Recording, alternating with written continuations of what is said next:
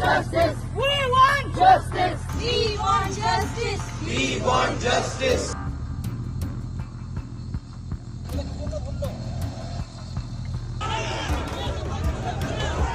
Nirbhaya rape कांड के बाद देश में बहुत कड़े कानून बनाए गए, लेकिन फिर भी रेप की घटनाएं कम होने का नाम नहीं ले रही। ऐसी एक घटना घटी है कोलकाता में। A 31-year-old postgraduate trainee doctor was found dead inside Kolkata's RG Kar Medical College and Hospital's seminar hall. She was found in a semi-nude condition. The trainee doctor, who was in chest medicine department, was on duty on Thursday night. According to her colleagues, after taking her meal, she went to the seminar hall to take rest around 3 a.m.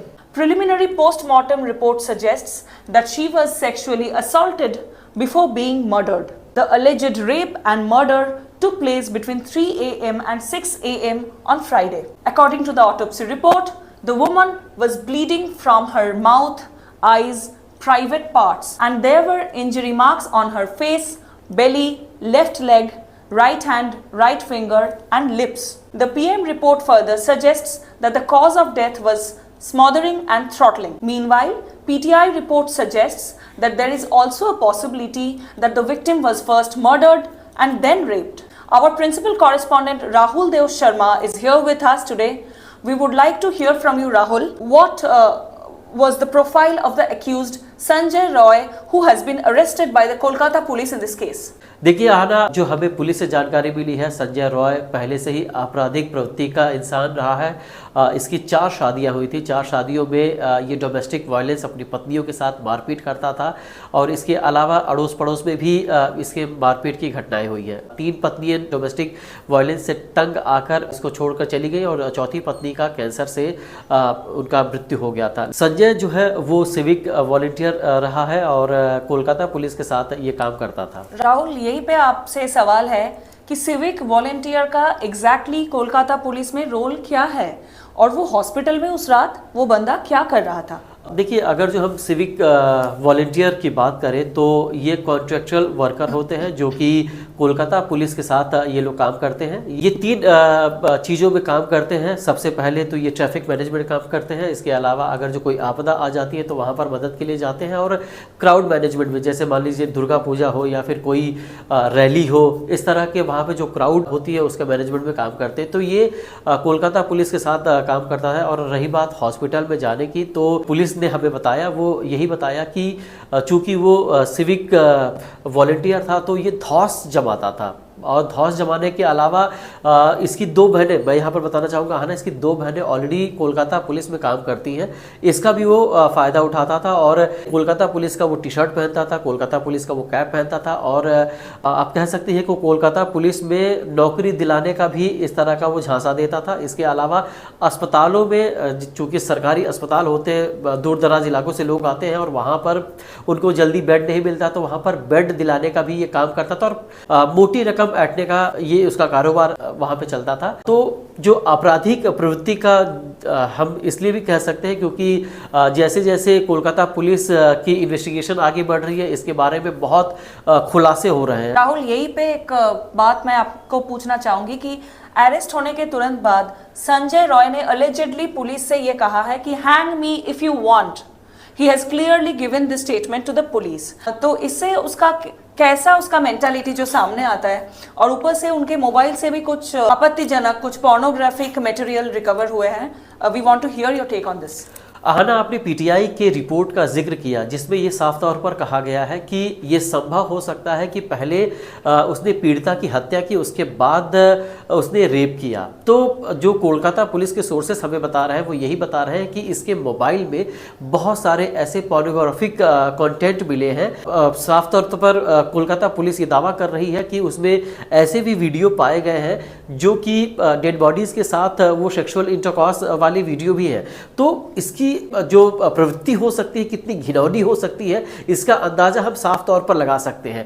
है ना, मैं यहाँ पर आपको बताना चाहूँगा कि देखिए, ये रेप जो है उसको लेकर अब बड़े पैमाने पर कोलकाता में विरोध प्रदर्शन भी हो रहा है। एक सवाल मैं पूछना चाहूंगी आपसे कि संजय रॉय जो एक्यूज्ड है उनके खिलाफ एविडेंस मिटाने का भी आरोप है। भारतीय न्याय संहिता के कुछ धारा लगे हैं उनपे, जहाँ पे evidence destruction is also an allegation against him.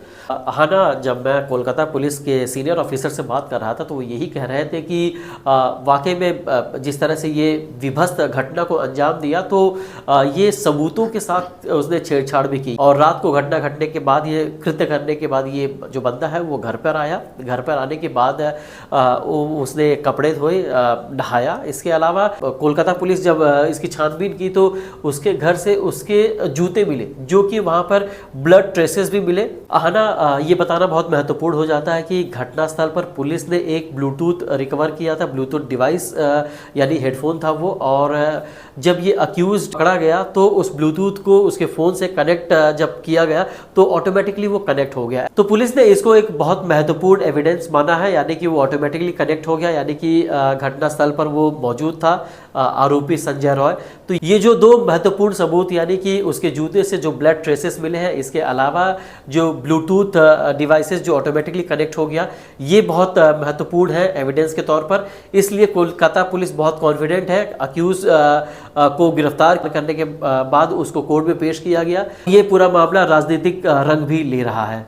Rahul, क्योंकि अपने राजनीति का जिक्र किया तो चीफ मिनिस्टर ममता बनर्जी ने ये घटना पे रिएक्ट किया है। उन्होंने आज विक्टिम के घर पे जाके उनके माता पिता से मिले हैं और कुछ सीबीआई इंक्वायरी की भी बात की उन्होंने। डिटेल्स आपसे जानना चाहेंगे। कोलकाता की ये जो घटना है उसकी गूंज पूरे देश तक पहुंची, और ये जो विभत्स घटना है, चाहे वो पक्ष हो या विपक्ष, हर कोई इसका निंदा कर रहा है। और ममता बनर्जी ने आश्वासन दिया है कि 18 तारीख के पहले अगर जो पुलिस ने ये केस सॉल्व नहीं किया तो ये केस जो है वो सीबीआई को ट्रांसफर कर दिया जाएगा। और जिस तरह से आना आपने जिक्र किया, जो पीड़िता के परिवार से मिली, और इसके अलावा वहां पे प्रोटेस्ट भी बहुत बड़े पैमाने पर होने लगा, तो जो डॉक्टर्स प्रोटेस्ट कर रहे हैं उनको भी आश्वासित किया कि जो अक्यूज्ड है उसको सरकार पूरी कोशिश करेगी कि उसको फांसी के फंदे तक जल्द से जल्द पहुंचाया जाए, और ये पूरा जो मामला है उसको फास्ट ट्रैक कोर्ट में भी चलाया जाएगा।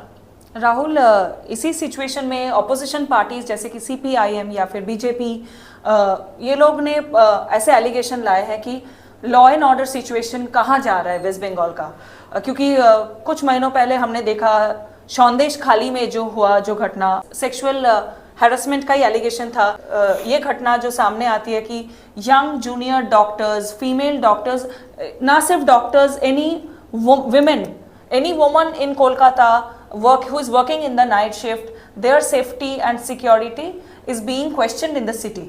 बिल्कुल हाँ ना, जिस तरह से आपने जिक्र किया राज्य में लॉ एंड ऑर्डर की सिचुएशन की, तो आप ही की रिपोर्ट हमने बहुत विस्तार से देखी थी द CSR जर्नल के सभी प्लेटफॉर्म पे। संदेश खाली का जो आपने जिक्र किया, इस तरह की घटना को लेकर भी जो राजनीति हो रही है वो कहीं ना कहीं ममता बनर्जी की कार्यशैली पर और इसके अलावा राज्य में लॉ एंड ऑर्डर पर सवाल जरूर खड़े करती है। और हमने इस पूरे घटना में एक होनहार डॉक्टर को खो दिया है, ये बहुत ही पीड़ादायी घटना है। और द CSR जर्नल भी यही डिमांड करता है कि जो अक्यूज्ड है उसको ऐसी सजा मिले जो कि एक एग्जाम्पल सेट हो। The horrifying rape and murder of a young doctor in Kolkata has sparked nationwide protests, with young doctors protesting in Delhi, some even calling it a Nirbhaya 2 case. Questions are also being raised that how safe are women in Kolkata in today's date? For more updates in this case, follow the CSR Journal.